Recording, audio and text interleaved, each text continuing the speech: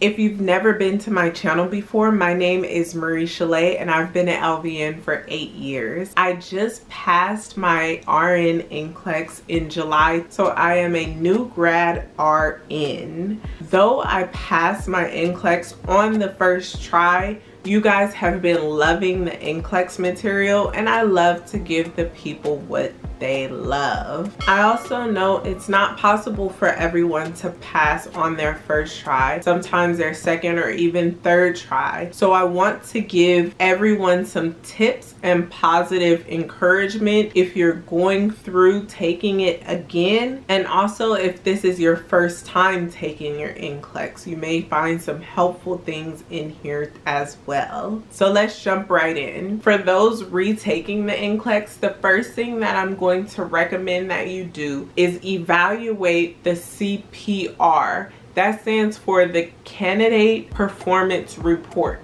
This is a report that is generated if you do not pass the NCLEX. They send you a list of materials that either state that you met this testing standards or you did not meet the testing standards, and I believe they also have a borderline. I will have this link down below so you can review all the information that you need and learn how to evaluate this CPR report, because it is important in telling you what you did not do well in, and it can help you create a study plan for what you need to focus more on for the next time you take the NCLEX.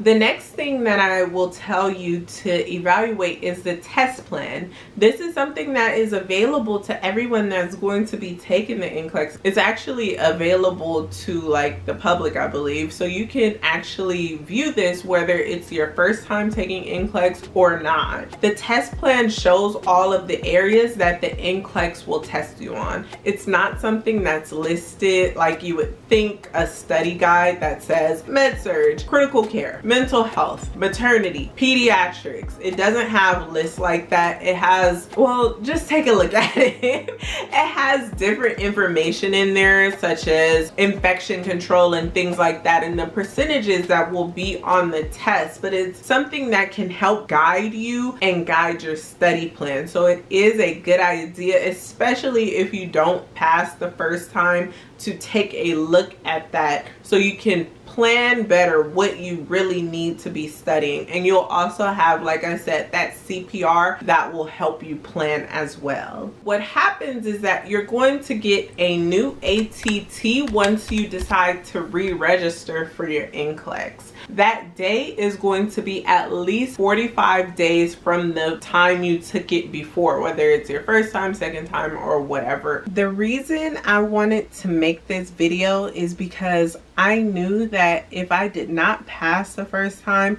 I already had a plan in my heart that I was going to take this test as many times as they let me until I passed it. I know that there are some people, even though they wanted to be a nurse with all their heart, if they did not pass this test the first time, they won't retake it. I don't want that to be anyone's case. I want you to know that not everyone passes the first time. It's okay, just take it again. Sometimes I feel like there's a little luck involved because you never know what that first question would be. There's also things with this test that are not luck, so we're going to get into more of that right now. The next thing I'm going to talk about is your study plan. Reevaluate your study plan. Now here's where you need to be honest with yourself, because if you're not honest with yourself, you may run into this issue all over again. I'm going to ask you, did you study enough? Did you devote enough energy to studying? Did you study under the right conditions? Did you have a quiet room that you can study in? Did you have peace in your home or wherever you decided to study? Were you working too much? There are things that you need to evaluate that I cannot do for you. You're gonna have to think about this and be honest with yourself. Were there some personal problems at home that were going on that you maybe just pushed to the side and thought that it wouldn't affect you as much as it did? If you can put your finger on it and you know that this is one of the things that may have messed up your study sessions, then you know where to begin planning out your study sessions, making sure you have the adequate time, the adequate study conditions to go ahead and study for this test. If not, I'm going to move along to some other things that we can maybe work on to pinpoint where we just maybe didn't do so well. Don't worry if you felt like you did study enough. We're going to get into some other things that may have caused the issue. So let's get into those things now. This part may be a little bit more difficult because you'll have to find exactly where you struggled and identify the cause so that we can address the issue. Things that could have affected you may be things like understanding the material. Did you understand everything that you were reading and studying? Did you understand the pathophys behind the conditions and the things that were happening before you even started to answer the questions? How about the questions themselves? Did you understand how to answer the questions? Did you understand what the questions were asking? Did you understand what the questions were looking for? What did they want you to answer? Test anxiety.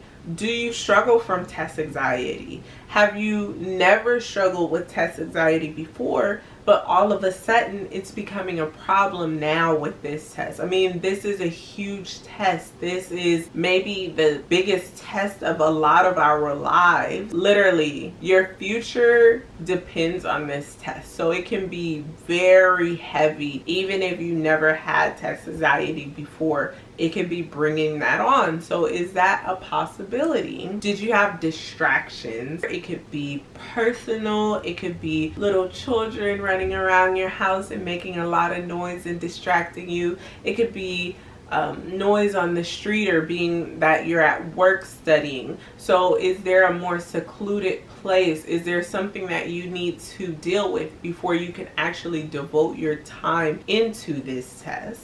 Did you possibly get test fatigue? Did you get the maximum number of questions? Did you get 165 questions or 205 questions for the LVN, and you didn't take that many questions while you were studying at one time? So did you possibly start making mistakes that you wouldn't have made if you built up the stamina to be able to take all of those questions? I know a big thing here on YouTube and in the real world is to pass in 75 questions or 85 questions. So did you only take 85 questions or 75 questions while you were studying, but you weren't prepared to take 165 questions or 205 questions? You have to build up that stamina because your brain gets tired too. Test fatigue is a real thing. So make sure you've built up that stamina. And then finally, I wanted to bring up a language or grammar barrier. Is it possible that you are from a different country or English wasn't your first language? And that's kind of hard because the grammar in the test is completely different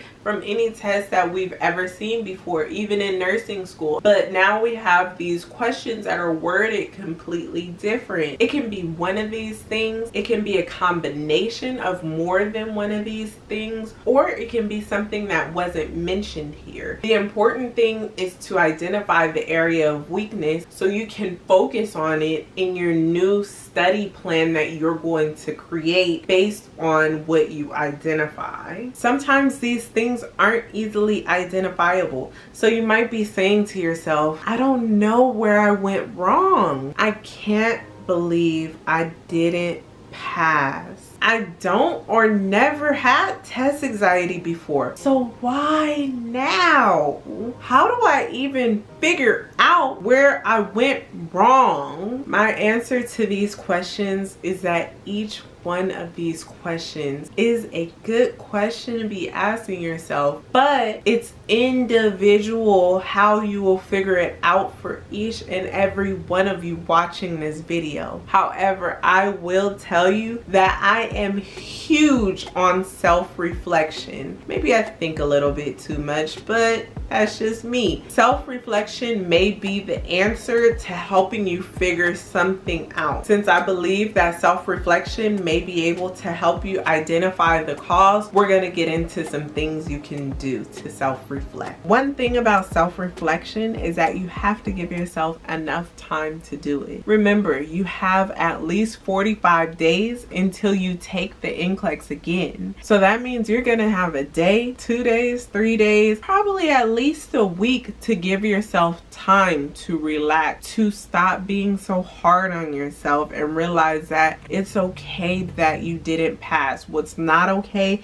is if you don't take it again. Realize how I keep saying did not pass. You didn't fail. The only way you can fail is if you don't take it again. So give yourself time to practice self-care. I believe that self-care is a huge part in self-reflection because it can allow yourself time to empty your mind so that you can actually bring in those thoughts. When you're so overwhelmed and consumed with studying for this test and all this anxiety, stress, and worry and fear of embarrassment, you can kind of clog your mind. What will such and such say if they find out? What will this person say? And what will that person say? If you can clear all of that out of your head, you may be able to bring in positive, healthy thoughts that will actually help you pass this test for the next time. Things that I recommend for self-care are things like getting a facial, getting a massage, exercising, and eating healthy, taking care of your skin, your nails, your face, everything. Those things can bring a calm over you to help you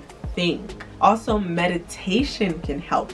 Yoga can help. These are things that actually help you to empty your mind. When you empty your mind, you give yourself that chance for new ideas to come. You may be surprised when these ideas come. You can be driving somewhere, sitting at a red light, and the idea can just come to you when you give yourself that chance. Also, talk to people that you can trust, that you won't feel judged by. This can help you so much because when you are able to actually open up to somebody and you're not just holding that in. I know a lot of us don't tell somebody that we're going to be taking the NCLEX, so because we have that fear of embarrassment and we just want to be able to tell them I passed, I'm a nurse now. But if you don't pass, have somebody that you can talk to, that you can confide with, that you won't feel embarrassed to tell or talk to about.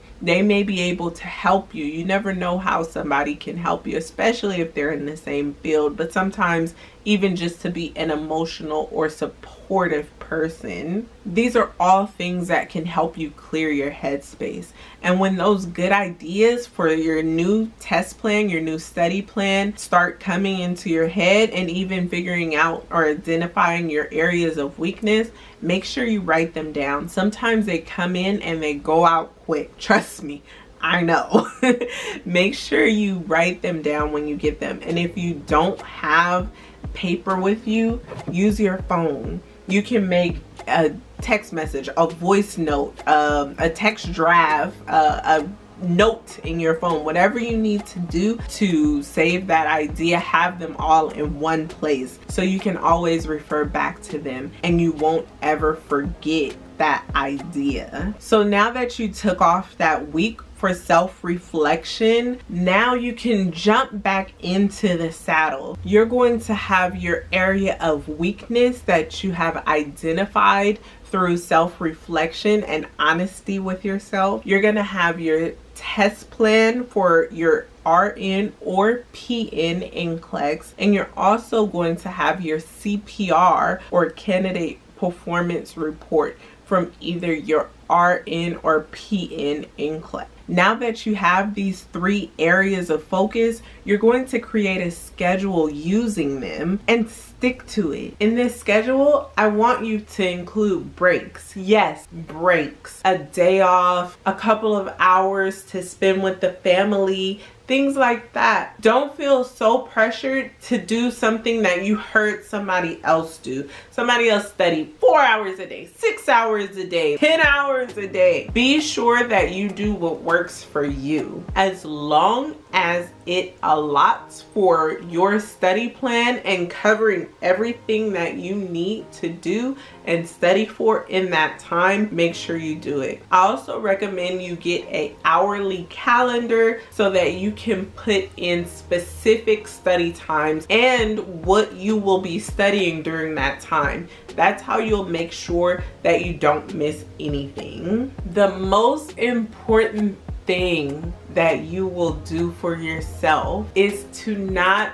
fear this test. There are millions of nurses in the US alone. So that means that everybody has taken, if it wasn't the NCLEX, there was some type of board test that every single nurse had to take, and you can do it too. The only thing that can stop you from doing it is yourself, and not taking it again, not doing the necessary things that you need to do to pass this test. You can and you will pass it. You have to make sure that you make that happen. Not giving up and focusing your attention to the necessary areas is the best thing that you can do for yourself. I don't care if you're on your first time, your second time, your third time. Do not give up. Make sure that you follow these tips. I hope they help you finally get to the other side. I want us all to get there. To find out my study plan and how I studied for NCLEX, no, I didn't go through exactly what I just told you. My way was a little bit different. Go ahead and check out this video right here. This is how I studied for my NCLEX, and also some helpful tips to how you can study for your NCLEX. I will see you guys in this video and then my next video that I have coming up after this one. I appreciate y'all for watching.